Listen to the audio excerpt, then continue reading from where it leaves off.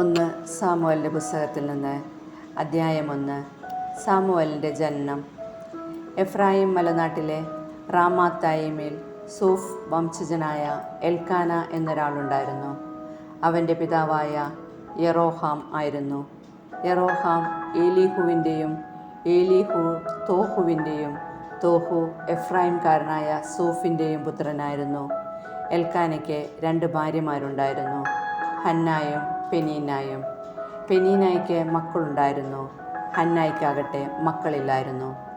Elkanah സൈന്യങ്ങളുടെ കർത്താവിനെ ആരാധിക്കാനും അവിടത്തേക്ക് ബലിയർപ്പിക്കാനുമായി വർഷം തോറും തൻ്റെ പട്ടണത്തിൽ നിന്ന് ഷീലോയിലേക്ക് പോകുമായിരുന്നു. ഏലിയുടെ പുത്രന്മാരായ യഹോഫ്നിയും ഫിനെഹാസുമായിരുന്നു അവിടെ കർത്താവിൻ്റെ പുരോഹിതന്മാർ. ബലിയർപ്പിക്കുന്ന ദിവസം എൽക്കാന ഭാര്യ പെനീനായ്ക്കും അവളുടെ പുത്രന്മാർക്കും പുത്രിമാർക്കും ഓഹരി കൊടുത്തിരുന്നു. ഹന്നായെ കൂടുതൽ സ്നേഹിച്ചിരുന്നെങ്കിലും അവൾക്ക് ഒരംശം മാത്രമേ നൽകിയിരുന്നുള്ളൂ. എന്തെന്നാൽ കർത്താവ് അവളെ വന്ധ്യയാക്കിയിരുന്നു. വന്ധ്യത നിമിത്തം അവളുടെ സപത്നി അവളെ വേദനിപ്പിച്ചിരുന്നു. ആണ്ടുതോറും കർത്താവിൻ്റെ ഭവനത്തിലേക്ക് പോയിരുന്നപ്പോഴൊക്കെ അവൾ ഹന്നായെ പ്രകോപിപ്പിച്ചിരുന്നു. അതിനാൽ ഹന്ന കരയുകയും ഭക്ഷണം കഴിക്കാതിരിക്കുകയും ചെയ്തു. ഭർത്താവായ എൽക്കാന അവളോട് ചോദിച്ചു, ഹന്ന, എന്തിനാണ് നീ കരയുകയും ഭക്ഷിക്കാതിരിക്കുകയും ചെയ്യുന്നത്? എന്തിനു ദുഃഖിക്കുന്നു? ഞാൻ നിനക്ക് 10 പുത്രന്മാരിലും ഉപരിയല്ലേ? ഷീലോയിൽ വെച്ച് അവർ ഭക്ഷിക്കുകയും പാനം ചെയ്യുകയും ചെയ്തതിനു ശേഷം ഹന്ന എഴുന്നേറ്റ് കർത്താവിൻ്റെ സന്നിധിയിൽ ചെന്നു. പുരോഹിതനായ ഏലി ദേവാലയത്തിൻ്റെ വാതിൽപ്പടിക്ക് സമീപം ഒരു പീഠത്തിൽ ഇരിക്കുകയായിരുന്നു. അവൾ കർത്താവിനോട് ഹൃദയം നൊന്ത് കരഞ്ഞ് പ്രാർത്ഥിച്ചു. അവൾ ഒരു നേർച്ച നേർന്നു. സൈന്യങ്ങളുടെ കർത്താവേ, ഈ ദാസിയുടെ സങ്കടം കണ്ട് അങ്ങ് എന്നെ അനുസ്മരിക്കണമേ. അങ്ങയുടെ ദാസിയെ വിസ്മരിക്കരുതേ. എനിക്കൊരു പുത്രനെ നൽകിയാൽ അവൻ്റെ ജീവിതകാലം മുഴുവൻ അവനെ ഞാൻ അങ്ങേക്ക് പ്രതിഷ്ഠിക്കും. അവൻ്റെ ശിരസിൽ ക്ഷൗരക്കത്തി സ്പർശിക്കുകയില്ല. ഹന്ന ദൈവസന്നിധിയിൽ പ്രാർത്ഥിച്ചു കൊണ്ടിരിക്കവേ ഏലി അവളെ ശ്രദ്ധിച്ചു കൊണ്ടിരുന്നു. അവൾ ഹൃദയത്തിൽ സംസാരിക്കുകയായിരുന്നു. അധരം മാത്രമേ ചലിച്ചിരുന്നുള്ളൂ, ശബ്ദം പുറത്തു വന്നതുമില്ല. അതിനാൽ അവൾ മദ്യപിച്ചിട്ടുണ്ടെന്ന് ഏലിക്ക് തോന്നി. ഏലി അവളോട് പറഞ്ഞു, എത്ര നേരം നീ ഉന്മത്തിയായിരിക്കും? നിന്റെ ലഹരി അവസാനിപ്പിക്കുക. ഹന്ന പ്രതിവചിച്ചു, എൻ്റെ ഗുരു, അങ്ങനെയല്ല. വളരെയേറെ മനോവേദന അനുഭവിക്കുന്നവളാണ് ഞാൻ. വീഞ്ഞോ ലഹരിപാനീയമോ ഞാൻ കഴിച്ചിട്ടില്ല. കർത്താവിൻ്റെ മുൻപിൽ എൻ്റെ ഹൃദയവികാരങ്ങൾ ഞാൻ പകരുകയായിരുന്നു. ഈ ദാസിയെ അധപതിച്ച ഒരുവളായി വിചാരിക്കരുതേ. അത്യധികമായി ആകുലതയും അസ്വസ്ഥതയും മൂലമാണ് ഞാൻ ഇതുവരെ സംസാരിച്ചത്. അപ്പോൾ ഏലി പറഞ്ഞു, സമാധാനമായി പോവുക. ഇസ്രായേലിൻ്റെ ദൈവം നിന്റെ പ്രാർത്ഥന സാധിച്ചു തരട്ടെ. അവൾ പ്രതിവചിച്ചു, ഈ ദാസിക്ക് അങ്ങയുടെ കൃപാകടാക്ഷമുണ്ടാകട്ടെ. അനന്തരം അവൾ പോയി ഭക്ഷണം കഴിച്ചു. പിന്നീടൊരിക്കലും അവളുടെ മുഖം മ്ലാനമായിട്ടില്ല. എൽക്കാനയും കുടുംബവും അതിരാവിലെ എഴുന്നേറ്റ് കർത്താവിനെ ആരാധിച്ചതിനു ശേഷം റാമായിലുള്ള തങ്ങളുടെ ഗൃഹത്തിലേക്ക് മടങ്ങി. എൽക്കാന ഹന്നായെ പ്രാപിക്കുകയും കർത്താവ് അവളെ അനുസ്മരിക്കുകയും ചെയ്തു. അവൾ ഗർഭം ധരിച്ച് ഒരു പുത്രനെ പ്രസവിച്ചു. ഞാൻ അവനെ കർത്താവിനോട് ചോദിച്ചു വാങ്ങിയതാണ് എന്ന് പറഞ്ഞ് അവൾ അവന് സാമുവൽ എന്ന് പേരിട്ടു. എൽക്കാന കുടുംബസമേതം കർത്താവിന് വർഷം തോറുമുള്ള ബലിയർപ്പിക്കാനും നേർച്ച നിറവേറ്റാനും പോയി. എന്നാൽ ഹന്ന പോയില്ല. അവൾ ഭർത്താവിനോട് പറഞ്ഞു, കുഞ്ഞിൻ്റെ മുലകുടി മാറട്ടെ. അവൻ കറുത്ത സന്നിധിയിൽ പ്രവേശിച്ച് എന്നേക്കും അവിടെ വസിക്കുന്നതിന് അപ്പോൾ കൊണ്ടുവന്നു കൊള്ളാം. എൽക്കാന അവളോട് പറഞ്ഞു, നിന്റെ യുക്തം പോലെ ചെയ്തു കൊള്ളുക. അവൻ്റെ മുലകുടി മാറട്ടെ. കർത്താവിനോടുള്ള വാക്ക് നിറവേറ്റിയാൽ മതി. അങ്ങനെ അവൾ കുഞ്ഞിൻ്റെ മുലകുടി മാറുന്നതുവരെ വീട്ടിൽ താമസിച്ചു. പിന്നീട് 3 വയസ്സുള്ള ഒരു കാളക്കുട്ടി, ഒരു ഏഫാ മാവ്, ഒരു കുടം വീഞ്ഞ് എന്നിവയോടുകൂടെ അവൾ അവനെ ഷീലോയിൽ കർത്താവിൻ്റെ ആലയത്തിലേക്ക് കൊണ്ടുവന്നു. സാമുവൽ അപ്പോൾ ബാലനായിരുന്നു. അവർ കാളക്കുട്ടിയെ ബലിയർപ്പിച്ചു. അനന്തരം ശിശുവിനെ ഏലിയുടെ അടുക്കൽ കൊണ്ടുവന്നു. അവൾ പറഞ്ഞു, ഗുരു, ഇവിടെ അങ്ങയുടെ മുൻപിൽ നിന്ന് കർത്താവിനോട് പ്രാർത്ഥിച്ച സ്ത്രീ തന്നെയാണ് ഞാൻ. ഈ കുഞ്ഞിന് വേണ്ടിയാണ് ഞാൻ പ്രാർത്ഥിച്ചത്. എൻ്റെ പ്രാർത്ഥന കർത്താവ് കേട്ടു. ആകയാൽ ഞാൻ അവനെ കർത്താവിന് സമർപ്പിച്ചിരിക്കുന്നു. ആജീവനാന്തം അവൻ കർത്താവിനുള്ളവനായിരിക്കും. അവർ കർത്താവിനെ ആരാധിച്ചു. അദ്ധ്യായം 2. ഹന്നായുടെ കീർത്തനം. ഹന്ന ഇങ്ങനെ പ്രാർത്ഥിച്ചു: എൻ്റെ ഹൃദയം കർത്താവിൽ ആനന്ദിക്കുന്നു, എൻ്റെ ശിരസ് കർത്താവിൽ ഉയർന്നിരിക്കുന്നു. എൻ്റെ അധരം ശത്രുക്കളെ പരിഹസിക്കുന്നു, എന്തെന്നാൽ അവിടുത്തെ രക്ഷയിൽ ഞാൻ ആനന്ദിക്കുന്നു. കർത്താവിനെ പോലെ പരിശുദ്ധനായി മറ്റാരുമില്ല, കർത്താവല്ലാതെ മറ്റാരുമില്ല. നമ്മുടെ ദൈവത്തെ പോലെ സുസ്ഥിരമായ ഒരാശ്രയമില്ല. അഹന്തയോടെ മേലിൽ സംസാരിക്കരുത്. നിന്റെ നാവിൽ നിന്ന് ഗർവ് പുറപ്പെടാതിരിക്കട്ടെ. കാരണം കർത്താവ് സർവജ്ഞനായ ദൈവമാണ്. പ്രവൃത്തികളെ വിലയിരുത്തരുത്. അവിടുന്നാണല്ലോ വീരന്മാരുടെ വില്ലുകൾ തകരുന്നു, ബലഹീനരാകട്ടെ ശക്തി പ്രാപിക്കുന്നു. സുഭിക്ഷം അനുഭവിച്ചിരുന്നവർ ആഹാരത്തിനായി കൂലിപ്പണി ചെയ്യുന്നു. വിശപ്പ് അനുഭവിച്ചിരുന്നവർ സംതൃപ്തി അടയുന്നു. വന്ധ്യ 7 പ്രസവിക്കുന്നു. സന്താന സമ്പത്തുള്ളവൾ നിരാലംബയാകുന്നു. കർത്താവ് ജീവൻ എടുക്കുകയും കൊടുക്കുകയും ചെയ്യുന്നു. അവിടുന്ന് പാതാളത്തിലേക്ക് ഇറക്കുകയും അവിടെ നിന്ന് കയറ്റുകയും ചെയ്യുന്നു. ദരിദ്രനും ധനികനുമാക്കുന്നത് കർത്താവാണ്. താഴ്ത്തുന്നതും ഉയർത്തുന്നതും അവിടുന്ന് തന്നെ. ദരിദ്രനെ അവിടുന്ന് ധൂളിയിൽ നിന്ന് ഉയർത്തുന്നു, അഗതിയെ കുപ്പയിൽ നിന്ന് സമുദ്ധരിക്കുന്നു. അങ്ങനെ അവരെ പ്രഭുക്കന്മാരോടൊപ്പം ഇരുത്തി ഉന്നത സ്ഥാനങ്ങൾക്ക് അവകാശികളാക്കുന്നു. ഭൂമിയുടെ അടിത്തൂണുകൾ കർത്താവിൻ്റേതാണ്. അതിന്മേൽ അവിടുന്ന് ലോകത്തെ ഉറപ്പിച്ചിരിക്കുന്നു. തൻ്റെ വിശ്വസ്തരുടെ പാദങ്ങളെ അവിടുന്ന് കാക്കുന്നു. ദുഷ്ടന്മാർ അന്ധകാരത്തിൽ ഉപേക്ഷിക്കപ്പെടുന്നു. ശക്തിയാൽ ആരും പ്രബലനാകുന്നില്ല. കർത്താവ് പ്രതിയോഗികളെ ഛിന്നഭിന്നമാക്കുന്നു. അവർക്കെതിരെ ആകാശത്തിൽ ഇടിമുഴക്കുന്നു. അവിടുന്ന് ഭൂമിയെ മുഴുവൻ വിധിക്കും. തൻ്റെ രാജാവിന് ശക്തി കൊടുക്കും. തൻ്റെ അഭിഷിക്തൻ്റെ ശിരസുയരുമാറാക്കും. അനന്തരം എൽക്കാന റാമായിലുള്ള തൻ്റെ ഭവനത്തിലേക്ക് മടങ്ങി. ബാലനായ സാമുവലാകട്ടെ പുരോഹിതനായ ഏലിയുടെ സാന്നിധ്യത്തിൽ കർത്താവിന് ശുശ്രൂഷ ചെയ്തു പോന്നു. ഏലിയുടെ പുത്രന്മാർ ദുർമാർഗികളും കർത്താവിനെ ബഹുമാനിക്കാത്തവരുമായിരുന്നു. ജനങ്ങളിൽ നിന്ന് പുരോഹിതന്മാർക്ക് ലഭിക്കേണ്ട വിഹിതത്തെ സംബന്ധിക്കുന്ന നിയമം അവർ മാനിച്ചില്ല. ആരെങ്കിലും ബലിയർപ്പിച്ച മാംസം പാകം ചെയ്യുമ്പോൾ പുരോഹിതൻ്റെ ഭൃത്യൻ പാത്രത്തിൽ മുപ്പല്ലി കൊണ്ട് കുത്തി അതിൽ കിട്ടുന്നത് മുഴുവൻ പുരോഹിതന് വേണ്ടി എടുത്തിരുന്നു. ഷീലോയിൽ വന്നിരുന്ന ഇസ്രായേൽക്കാരോടെല്ലാം അവർ ഇപ്രകാരമാണ് പ്രവർത്തിച്ചത്. കൂടാതെ മേധസ് ദഹിപ്പിക്കുന്നതിന് മുമ്പ് തന്നെ ബലിയർപ്പിക്കുന്നവനോട് പുരോഹിതൻ്റെ ഭൃത്യൻ വന്ന് പറയും: പുരോഹിതന് വേണ്ടി പാകം ചെയ്യാൻ കുറേ മാംസം തരിക. പച്ചമാംസമല്ലാതെ വേവിച്ചത് അദ്ദേഹം സ്വീകരിക്കുകയില്ല. ആദ്യം മേധസ് ദഹിപ്പിക്കട്ടെ, എന്നിട്ട് നിങ്ങൾക്ക് ഇഷ്ടമുള്ളത് എടുക്കാമെന്ന് തടസ്സം പറഞ്ഞാൽ പോരാ, ഇപ്പോൾ തന്നെ വേണം, അല്ലെങ്കിൽ ഞാൻ ബലം പ്രയോഗിച്ചെടുക്കും എന്ന് അവൻ മറുപടി പറയുമായിരുന്നു. ഏലിയുടെ പുത്രന്മാരുടെ പാപം ദൈവസന്നിധിയിൽ ഗുരുതരമായി തീർന്നു. അത്ര അശ്രദ്ധയോടെയാണ് അവർ കർത്താവിനുള്ള അർച്ചനയെ വീക്ഷിച്ചത്.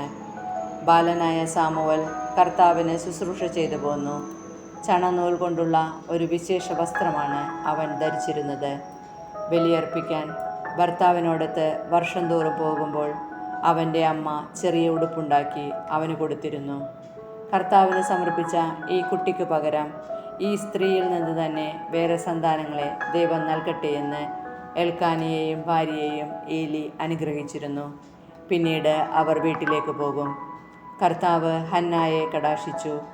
അവൾ ഗർഭം ധരിച്ച് 3 പുത്രന്മാരെയും 2 പുത്രിമാരെയും പ്രസവിച്ചു. ബാലനായ സാമുവലാകട്ടെ കർത്താവിൻ്റെ സന്നിധിയിൽ വളർന്നു വന്നു. ഏലി വൃദ്ധനായി.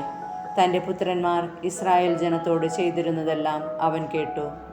സമാഗമ കൂടാരത്തിൻ്റെ പ്രവേശന കവാടത്തിൽ ജോലി ചെയ്തിരുന്ന സ്ത്രീകളോടൊത്ത് അവർ ശയിച്ചിരുന്ന വിവരവും അവൻ അറിഞ്ഞു. അവൻ അവരോട് പറഞ്ഞു: എന്താണ് നിങ്ങൾ ഈ ചെയ്യുന്നത്? നിങ്ങളുടെ ദുഷ്കൃത്യങ്ങളെപ്പറ്റി ഓരോരുത്തർ പറയുന്നത് ഞാൻ കേൾക്കുന്നു. മക്കളെ, മേലാൽ അങ്ങനെ ചെയ്യരുത്. നിങ്ങളെപ്പറ്റി ദൈവജനം പറഞ്ഞ് ഞാൻ കേൾക്കുന്ന കാര്യങ്ങൾ തീരെ നന്നല്ല. മനുഷ്യൻ മനുഷ്യനോട് പാപം ചെയ്താൽ ദൈവം അവനു വേണ്ടി മാധ്യസ്ഥം വഹിക്കും. കർത്താവിനോട് പാപം ചെയ്താൽ ആർ മാധ്യസ്ഥം വഹിക്കും? പക്ഷേ അവർ പിതാവിൻ്റെ വാക്ക് കേട്ടില്ല. കാരണം അവരെ നശിപ്പിക്കാൻ കർത്താവ് നിശ്ചയിച്ചിരുന്നു. ബാലനായ സാമുവലാകട്ടെ കർത്താവിൻ്റെയും മനുഷ്യരുടെയും പ്രീതിയിൽ വളർന്നു വന്നു. കർത്താവ് അയച്ച ഒരാൾ ഏലിയുടെ അടുക്കൽ വന്ന് പറഞ്ഞു, കർത്താവ് ഇപ്രകാരം പറയുന്നു, നിന്റെ പിതാവിൻ്റെ കുടുംബം ഈജിപ്തിൽ ഫറവോയുടെ ഭവനത്തിൽ അടിമയായിരിക്കുമ്പോൾ ഞാൻ അവർക്ക് എന്നെ തന്നെ വെളിപ്പെടുത്തി. എൻ്റെ ബലിപീഠത്തെ സമീപിക്കാനും ധൂപാർപ്പണം നടത്താനും എൻ്റെ മുൻപിൽ എഫോദ് ധരിക്കാനും ഇസ്രായേലിൻ്റെ എല്ലാ ഗോത്രങ്ങളിൽ നിന്ന് ഞാൻ അവനെ എൻ്റെ പുരോഹിതനായി തിരഞ്ഞെടുത്തു. ഇസ്രായേൽ മക്കൾ ദഹനബലിക്ക് അർപ്പിച്ചതെല്ലാം നിന്റെ പിതൃഭവനത്തിന് ഞാൻ കൊടുത്തു. എന്നിട്ടും എന്തുകൊണ്ടാണ് എനിക്ക് അർപ്പിക്കണമെന്ന് കൽപ്പിച്ചിട്ടുള്ള ബലികളെയും കാഴ്ചകളെയും നീ ആർത്തിയോടെ നോക്കുന്നത്? നിങ്ങൾ എൻ്റെ ജനം എനിക്കർപ്പിക്കുന്ന സകല ബലികളുടെയും വിശിഷ്ടഭാഗം തിന്നുകൊഴുത്തു. എന്നേക്കാൾ കൂടുതൽ നിന്റെ മക്കളെ നീ ബഹുമാനിക്കുന്നതെന്ത്? അതിനാൽ ഇസ്രായേലിൻ്റെ ദൈവമായ കർത്താവ് അരുളി ചെയ്യുന്നു, നിന്റെയും നിന്റെ പിതാവിൻ്റെയും കുടുംബം നിത്യവും എനിക്ക് ശുശ്രൂഷ ചെയ്യുമെന്ന് ഞാൻ വാഗ്ദാനം ചെയ്തിരുന്നു. എന്നാൽ ഇപ്പോൾ കർത്താവായ ഞാൻ പ്രഖ്യാപിക്കുന്നു, ഇനി അങ്ങനെ ആയിരിക്കുകയില്ല. എന്നെ ആദരിക്കുന്നവരെ ഞാനും ആദരിക്കും, എന്നെ നിന്ദിക്കുന്നവർ നിന്ദിക്കപ്പെടും. വാർദ്ധക്യത്തിലെത്താൻ ആർക്കും ഇടയാകത്തക്ക വിധം നിന്റെയും നിന്റെ പിതൃകുടുംബത്തിൻ്റെയും ശക്തി ഞാൻ ക്ഷയിപ്പിക്കുന്ന ദിവസം ഇതാ അടുത്തിരിക്കുന്നു. ഇസ്രായേൽ ജനത്തിൽ മറ്റുള്ളവർക്ക് ഞാൻ നൽകുന്ന അനുഗ്രഹങ്ങൾ കണ്ട് നിങ്ങൾ അസ്വസ്ഥരും അസൂയാലുക്കളുമാകും. പക്ഷേ നിന്റെ കുടുംബത്തിൽ പ്രായം ചെന്നവരായി മേലിൽ ആരുമുണ്ടാവുകയില്ല. നിങ്ങളിൽ ഒരുവനെ എൻ്റെ ബലിപീഠത്തിൽ നിന്ന് ഞാൻ വിച്ഛേദിക്കുകയില്ല. കണ്ണീരുകൊണ്ട് അവൻ്റെ കാഴ്ച മങ്ങുകയും ഹൃദയം ഉരുകുകയും ചെയ്തു. നിന്റെ സന്താനങ്ങൾ വാളിനിരയാകും. നിന്റെ പുത്രന്മാരായ ഹോഫ്നിയും ഫിനെഹാസും ഒരേ ദിവസം തന്നെ മരിക്കും. ഇത് നിനക്ക് അടയാളമായിരിക്കും. എനിക്ക് വേണ്ടി വിശ്വസ്തനായ ഒരു പുരോഹിതനെ ഞാൻ തിരഞ്ഞെടുക്കും. എൻ്റെ ഹൃദയാഭിലാഷമനുസരിച്ച് അവൻ പ്രവർത്തിക്കും. അവൻ്റെ കുടുംബം ഞാൻ നിലനിർത്തും. എൻ്റെ അഭിഷിക്തൻ്റെ സന്നിധിയിൽ അവൻ നിത്യവും ശുശ്രൂഷ ചെയ്യും. നിന്റെ കുടുംബത്തിൽ അവശേഷിക്കുന്നവരെല്ലാം ഒരു വെള്ളിക്കാശിനും ഒരു കഷ്ണം അപ്പത്തിനും വേണ്ടി അവനോട് യാചിച്ചു കൊണ്ട് പറയും, ഒരു കഷ്ണം അപ്പം ലഭിക്കേണ്ടതിന് എന്നെ ഏതെങ്കിലും ഒരു പുരോഹിത വൃത്തിക്ക് ചേർക്കണമേ. അധ്യായം 3. സാമുവലിനെ വിളിക്കുന്നു. ഏലിയുടെ സാന്നിധ്യത്തിൽ ബാലനായ സാമുവൽ കർത്താവിന് ശുശ്രൂഷ ചെയ്തു പോന്നു. അക്കാലത്ത് കർത്താവിൻ്റെ അരുളപ്പാട് ചുരുക്കമായിട്ട് ലഭിച്ചിരുന്നുള്ളൂ. ദർശനങ്ങൾ വിരളമായിരുന്നു. ഏലി ഒരു ദിവസം തൻ്റെ മുറിയിൽ കിടക്കുകയായിരുന്നു. അവനു ഒന്നും കാണാൻ കഴിയാത്ത വിധം കാഴ്ച മങ്ങി തുടങ്ങിയിരുന്നു. ദൈവത്തിൻ്റെ മുൻപിലെ ദീപം അണഞ്ഞിരുന്നില്ല. സാമുവൽ ദേവാലയത്തിൽ ദൈവത്തിൻ്റെ പേടകം സ്ഥിതി ചെയ്തതിനരികെ കിടക്കുകയായിരുന്നു. അപ്പോൾ കർത്താവ് സാമുവലിനെ വിളിച്ചു, സാമുവൽ, സാമുവൽ. അവൻ വിളി കേട്ടു, ഞാനിതാ. അവൻ ഏലിയുടെ അടുക്കലേക്ക് ഓടി, അങ്ങെന്നെ വിളിച്ചല്ലോ, ഞാനിതാ വന്നിരിക്കുന്നു എന്ന് പറഞ്ഞു. ഏലി പറഞ്ഞു, ഞാൻ നിന്നെ വിളിച്ചില്ല, പോയി കിടന്നുകൊള്ളുക. അവൻ പോയി കിടന്നു. കർത്താവ് വീണ്ടും സാമുവലിനെ വിളിച്ചു, സാമുവൽ. അവൻ എഴുന്നേറ്റ് ഏലിയുടെ അടുക്കിലേക്ക് ചെന്ന് പറഞ്ഞു, അങ്ങനെ വിളിച്ചല്ലോ, ഞാനിതാ വന്നിരിക്കുന്നു. ഏലി പറഞ്ഞു, മകനെ, നിന്നെ ഞാൻ വിളിച്ചില്ല, പോയി കിടന്നുകൊള്ളുക. കർത്താവാണ് വിളിച്ചതെന്ന് സാമുവൽ അപ്പോഴും അറിഞ്ഞില്ല. കാരണം അതുവരെ കർത്താവിൻ്റെ ശബ്ദം അവന് വെളിവാക്കപ്പെട്ടിരുന്നില്ല. മൂന്നാമതും കർത്താവ് സാമുവലിനെ വിളിച്ചു. അവൻ എഴുന്നേറ്റ് ഏലിയുടെ അടുത്ത് ചെന്ന് പറഞ്ഞു, അങ്ങനെ വിളിച്ചല്ലോ, ഞാനിതാ വന്നിരിക്കുന്നു. കർത്താവാണ് ബാലനെ വിളിച്ചതെന്ന് അപ്പോൾ ഏലിക്ക് മനസ്സിലായി. അതിനാൽ ഏലി സാമുവലിനോട് പറഞ്ഞു, പോയി കിടന്നുകൊള്ളുക. ഇനി നിന്നെ വിളിച്ചാൽ കർത്താവെ അരുളി ചെയ്താലും അങ്ങയുടെ ദാസനിത ശ്രവിക്കുന്നു എന്ന് പറയണം. സാമുവൽ പോയി കിടന്നു. അപ്പോൾ കർത്താവ് വന്നു നിന്ന് മുൻപിലത്തെ പോലെ സാമുവൽ, സാമുവൽ എന്ന് വിളിച്ചു. സാമുവൽ പ്രതിവചിച്ചു, അരുളി ചെയ്താലും അങ്ങയുടെ ദാസനിത ശ്രവിക്കുന്നു. കർത്താവ് അവനോട് പറഞ്ഞു, ഇസ്രായേൽ ജനതയോട് ഞാനൊരു കാര്യം ചെയ്യാൻ പോവുകയാണ്. അത് കേൾക്കുന്നവൻ്റെ ഇരുചെവികളും തരിച്ചു പോകും. ഏലിയുടെ കുടുംബത്തിനെതിരായി ഞാൻ പറഞ്ഞിട്ടുള്ളതെല്ലാം അന്ന് ഞാൻ അത്യന്തം നിർവഹിക്കും. മക്കൾ ദൈവദൂഷണം പറയുന്ന കാര്യമറിഞ്ഞിട്ടും അവരെ തടയാഞ്ഞത് മൂലം ഞാൻ അവൻ്റെ കുടുംബത്തിൻ്റെ മേൽ എന്നേക്കുമായി ശിക്ഷാവിധി നടത്താൻ പോവുകയാണെന്ന് ഞാൻ പറയുന്നു. ഏലി കുടുംബത്തിൻ്റെ പാപത്തിന് ബലികളും കാഴ്ചകളും ഒരിക്കലും പരിഹാരമാവുകയില്ലെന്ന് ഞാൻ ശപഥം ചെയ്യുന്നു. പ്രഭാതം വരെ സാമുവേൽ കിടന്നു. അനന്തരം അവൻ കർത്താവിൻ്റെ ആലയത്തിൻ്റെ വാതിലുകൾ തുറന്നു.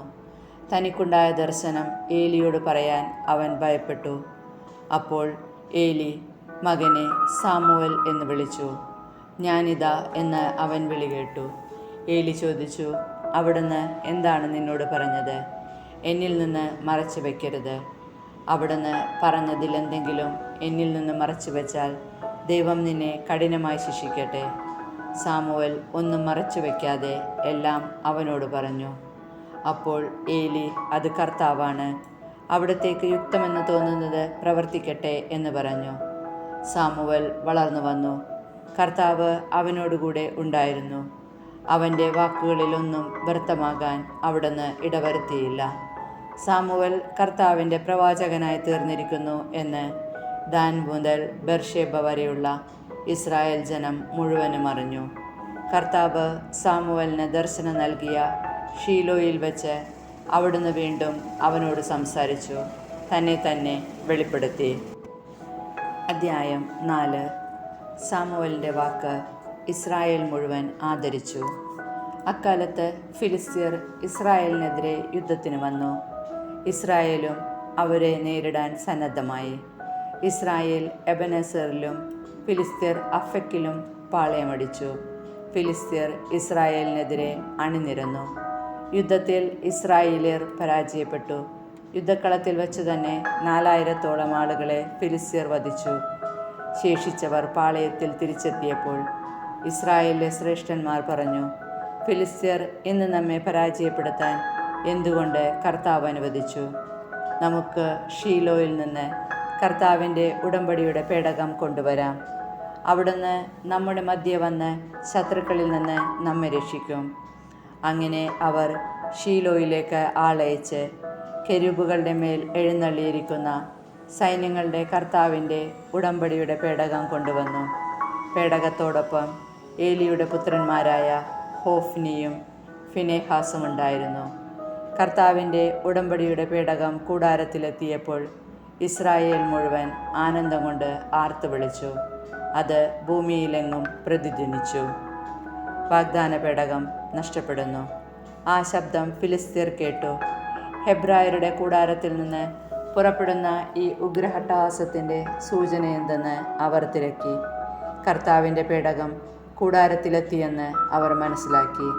അപ്പോൾ ഫിലിസ്ത്യർ ഭയചകിതരായി. അവർ പറഞ്ഞു, പാളയത്തിൽ ദേവന്മാർ എത്തിയിട്ടുണ്ട്, നമ്മൾ നശിച്ചു. മുൻപൊരിക്കലും ഇതുപോലെ സംഭവിച്ചിട്ടില്ല. ആ ദേവന്മാരുടെ ശക്തിയിൽ നിന്ന് ആർ നമ്മെ രക്ഷിക്കും? മരുഭൂമിയിൽ വെച്ച് നിരവധി ബാധകൾ കൊണ്ട് ഈജിപ്തുകാരെ ഞെരുക്കിയ ദേവന്മാരാണവർ. ഫിലിസ്ത്യരെ, നിങ്ങൾ ധീരതയോടും പൗരുഷത്തോടും കൂടെ യുദ്ധം ചെയ്യുവിൻ. അല്ലെങ്കിൽ ഹെബ്രായർ നമുക്ക് അടിമകളായിരുന്നതുപോലെ നാം അവർക്ക് അടിമകളാകേണ്ടി വരും. അതുകൊണ്ട് പൗരുഷത്തോടെ പൊരുതുവിൻ. ഫിലിസ്ത്യർ യുദ്ധം ചെയ്തു. ഇസ്രായേൽ പരാജയപ്പെട്ട് കൂടാരത്തിലേക്ക് പലായനം ചെയ്തു. വലിയൊരു നരവേട്ട നടന്നു. 30,000 പടയാളികൾ നിലംപതിച്ചു. ദൈവത്തിൻ്റെ പേടകം ശത്രുക്കൾ കൈവശപ്പെടുത്തി. ഏലിയുടെ പുത്രന്മാരായ ഹോഫ്നിയും ഫിനെഹാസും വധിക്കപ്പെട്ടു. ബെഞ്ചമിൻ ഗോത്രജനായ ഒരാൾ അന്ന് തന്നെ യുദ്ധരംഗത്ത് നിന്നോടി ഷീലോയിലെത്തി. അവൻ വസ്ത്രം വലിച്ചു കീറുകയും തലയിൽ പൂഴി വിതറുകയും ചെയ്തിരുന്നു. അവൻ ഷീലോയിലെത്തുമ്പോൾ ഏലി വഴിയിലേക്ക് ഉറ്റുനോക്കിക്കൊണ്ട് പീഠത്തിൽ ഇരിക്കുകയായിരുന്നു. ദൈവത്തിൻ്റെ പേടകത്തെക്കുറിച്ച് ആകുലചിത്തനായിരുന്നു അവൻ. പട്ടണത്തിലെത്തി ദൂതൻ വാർത്ത അറിയിച്ചപ്പോൾ പട്ടണവാസികൾ മുറവിളി കൂട്ടി. ഏലി അത് കേട്ടു. എന്താണ് ഈ മുറവിളി? അവൻ ആരാഞ്ഞു. അപ്പോൾ ദൂതൻ ഏലിയുടെ അടുത്തേക്ക് ഓടി വന്ന് പറഞ്ഞു, ഏലിക്ക് 98 വയസ്സുണ്ടായിരുന്നു. അവൻ മിക്കവാറും അന്ധനുമായിരുന്നു. ദൂതൻ പറഞ്ഞു, ഞാൻ പടക്കളത്തിൽ നിന്ന് രക്ഷപ്പെട്ടോടി ഇവിടെ എത്തിയതാണ്. മകനെ, എന്ത് സംഭവിച്ചു എന്ന് ഏലി ചോദിച്ചു. അവൻ പറഞ്ഞു, ഇസ്രായേൽ ഫിലിസ്ത്യരോട് തോറ്റോടി. ജനങ്ങളിൽ നല്ലൊരു ഭാഗം കൊല്ലപ്പെട്ടു. അത് ഭയങ്കരമായ ഒരു പരാജയമായിരുന്നു. കൂടാതെ അങ്ങയുടെ പുത്രന്മാരായ ഹോഫ്നിയെയും ഫിനെഹാസിനെയും അവർ വധിച്ചു. ദൈവത്തിൻ്റെ പേടകം അവർ കൈവശപ്പെടുത്തുകയും ചെയ്തു. ദൈവത്തിൻ്റെ പേടകം എന്ന് കേട്ടപ്പോൾ തന്നെ ഏലി വാതിൽപ്പടിക്കരികെയുള്ള പീഠത്തിൽ നിന്ന് പിറകോട്ട് മറിഞ്ഞു. വൃദ്ധനും ക്ഷീണിതനുമായ അവൻ കഴുത്തൊടിഞ്ഞു മരിച്ചു. അവൻ 40 വർഷം ഇസ്രായേലിൽ ന്യായാധിപനായിരുന്നു. ഏലിയുടെ ഗർഭിണിയായ മരുമകൾക്ക്, ഫിനെഹാസിൻ്റെ ഭാര്യയ്ക്ക് പ്രസവ സമയം അടുത്തിരുന്നു. ദൈവത്തിൻ്റെ പേടകം ശത്രുക്കൾ പിടിച്ചെടുത്തെന്നും തൻ്റെ അമ്മായിയപ്പനും ഭർത്താവും മരിച്ചെന്നും കേട്ടപ്പോൾ പ്രസവവേദന ശക്തിപ്പെട്ട് അവൾ ഉടനെ പ്രസവിച്ചു. അവളെ പരിചരിച്ചിരുന്ന സ്ത്രീകൾ മരണാസന്നയായ അവളോട്, ഭയപ്പെടേണ്ട, നീ ഒരു ആൺകുട്ടിയെ പ്രസവിച്ചിരിക്കുന്നു എന്ന് പറഞ്ഞു. എന്നാൽ അവൾ അതിന് മറുപടി പറയുകയോ അവരെ ശ്രദ്ധിക്കുകയോ ചെയ്തില്ല. മഹത്വം ഇസ്രായേലിൽ നിന്ന് വിട്ടുപോയി എന്ന് പറഞ്ഞ് അവൾ തൻ്റെ കുഞ്ഞിനെ ഇക്കാബോദ് എന്ന് പേരിട്ടു. കാരണം ദൈവത്തിൻ്റെ പേടകം പിടിക്കപ്പെടുകയും അവളുടെ അമ്മായിയപ്പനും ഭർത്താവും നഷ്ടപ്പെടുകയും ചെയ്തു. അവൾ വീണ്ടും പറഞ്ഞു, ദൈവത്തിൻ്റെ പേടകം പിടിക്കപ്പെട്ടതിനാൽ മഹത്വം ഇസ്രായേലിൽ നിന്ന് വിട്ടുപോയിരിക്കുന്നു.